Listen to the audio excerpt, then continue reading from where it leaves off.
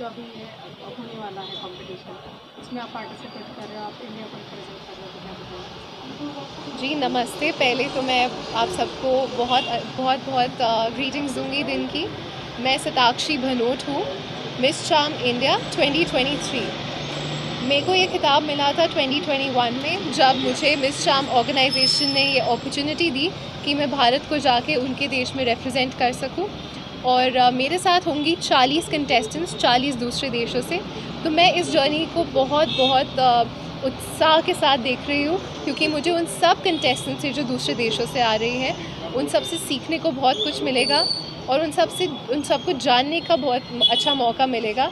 तो मैं इस जर्नी में उन सब से अपनी को कंटेस्टेंट से मिलने के लिए बहुत एक्साइटेड हूँ। और ऑब्वियसली जर्नी के दौरान जो भी एक्टिविटीज़ होंगे, अपने देश के लिए सबसे अच्छा कदम आगे रख के मैं रिप्रेजेंट करना चाहूँगी। तो मैं ये अपनी जर्नी में अपने देश को अपने दिल में रख के आगे जाना चाहूँगी। तैयारियाँ कैसे चल रही है, आपको इसमें गाइड कौन कर रहा है? तैयारी बहुत अच्छी चल रही है। मैंने ट्रेनिंग ली है टियारा पैजेंट ट्रेनिंग स्टूडियो, जो ऋतिका रामश्री चलाती है, इंडिया की पहली पैजेंट ट्रेनिंग कोच। उनका स्टूडियो यहीं पुणे में है और मैं उनसे ट्रेन हो चुकी हूँ और मैंने उनके साथ 4 सेशंस किए हैं और पिछले 4 सालों में मैं उनके पास 4 बार ट्रेन भी कर चुकी हूँ। तो उन्होंने मुझे अपनी गाइडेंस के अंदर रखा है और उन्होंने मेरे को बहुत कुछ सिखाया है, from my walk, from the way I talk and question answer round, introduction, सब कुछ उन्होंने सिखाया है और मेकअप भी। तो मैं उनकी बहुत आभारी हूँ। और आगे का जो मेरे फिटनेस जर्नी है और जो मेरे खाने पीने का ध्यान रखते हैं वो मेरे पेरेंट्स हैं। मेरी मदर मेरे वेट लॉस जर्नी में बहुत बड़ी सारथी रही हैं। उन्होंने मुझे बहुत सपोर्ट दिया है और वो ही मेरे डाइट का ध्यान रखती है और मेरे वर्कआउट्स का ध्यान रखती है। तो ये सब मेंटल प्रेपरेशन मेरे फादर देखते हैं, वो मेरे साथ इंटेलेक्चुअल कॉन्वर्सेशंस करते हैं, वो मुझे वर्ल्ड के अराउंड जो कुछ हो रहा है उसके बारे में डिस्कस करते हैं मेरे साथ, ताकि मुझे पता रहे कि हमारे देश में और हमारी दुनिया में क्या चल रहा है, ताकि मैं एक और कॉन्फिडेंट इंडिविजुअल बन सकूँ। मेरे कॉस्ट्यूम्स, मेरे गाउन जो होंगे वो सब एक ब्रांड प्रिमावेरा सिंगापुर से आए हैं और जो मेरा नेशनल कॉस्ट्यूम है वो मेरी मदर ने डिज़ाइन किया है।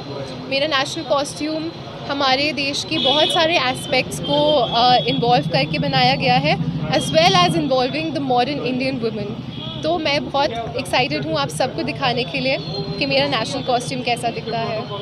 आपने जैसे लड़कियाँ और भी इंडस्ट्री में ट्राई करती हैं, उनको मैसेज करेंगे? मैं उन्हें यही मैसेज देना चाहूँगी कि अपने ड्रीम्स पे कभी गिव अप मत करिए, हमेशा अपने ड्रीम्स को आगे रख के चलिए और हमेशा अपना वेरी बेस्ट दीजिए, क्योंकि आप अपना बेस्ट देंगे तभी आप आगे जा पाएंगे।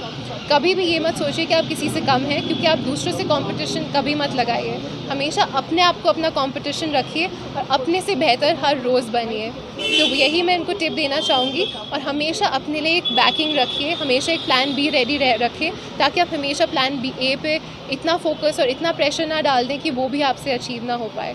हमेशा प्लान ए इतने कॉन्फिडेंस के साथ जाइए कि आपका प्लान बी रेडी है। जैसे कि आपने बैकअप के लिए कहा, तो वैसे इसमें फाइनेंस भी बहुत ज़रूरी है। जी, फाइनेंशियल बैकअप, तो इसके लिए आप क्या राय देंगे कि फाइनेंशियली कैसे कंडीशन अच्छी रखने के लिए क्या करेंगे? मैं यही राय दूंगी कि कभी भी आप अपने आप को इस पोजीशन में मत डालिए कि आपको फाइनेंशियल एड के लिए आप दूसरों के पास जाएं और आप उसी के बोझ में दब जाएं।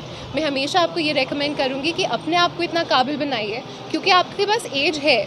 उन्होंने एज का टाइमलाइन इतना रखा है कि आप अपने आप को काबिल बना के आ सकें, ताकि आपके पास एक बैकिंग हो। या फिर आप स्पॉन्सर्स की तरफ जा सकते हैं जो आपको स्पॉन्सर करें, ताकि उनकी भी प्रमोशन हो और आपका भी म्यूचुअली बेनिफिट हो। तो आप ये भी कर सकते हैं, पर कभी भी अपने आप को एक लोन के बोझ में मत डालिए कि आप उसमें इतना दब जाए कि आपका जो आगे का स्टेप है, जिसकी तरफ आप जाना चाहते हैं, वो आपका रह जाए। तो हमेशा अपने आप को फाइनेंशियली स्टेबल बना के ही चलिए। और एक लास्ट मेंटल प्रिपरेशन या मेंटल बैलेंस के लिए करना। जी देखिए, मैंने जो आपको बोला कि हमेशा एक प्लान बी रखिए, वो हमेशा वो प्लान बी मैंने जो अपना बना के रखा, उसने हमेशा मुझे ये कॉन्फिडेंस दिया कि मैं अपने प्लान ए पे फुली फोकस कर सकूं। मैंने हमेशा अपनी एजुकेशन को पहले रखा, मैंने उसको परस्यू किया और उसके साथ साथ मैंने अपने पैशन और हॉबी को, जो मेरे को आगे मॉडलिंग और पैजेंट्री में जाना था, उसको भी आगे लेके चली। पर मैंने उस डिसीजन ने मुझे इतनी मेंटल पीस एंड स्टेबिलिटी दी कि मेरे को वो प्रेशर कभी फील नहीं हुआ कि ये नहीं तो क्या। तो वो मेरे पास कॉन्फिडेंस आता है क्योंकि मुझे पता है कि ठीक है, इस एक पद के लिए 10 और लड़कियां हैं और हज़ारों लड़कियां ट्राई कर रही है। तो अगर मुझे नहीं मिला तो किसी और को मिलेगा, पर उसके आगे मेरे पास अपना प्लान रेडी था, इसीलिए मैंने इतना कॉन्फिडेंस के साथ आगे बढ़ी।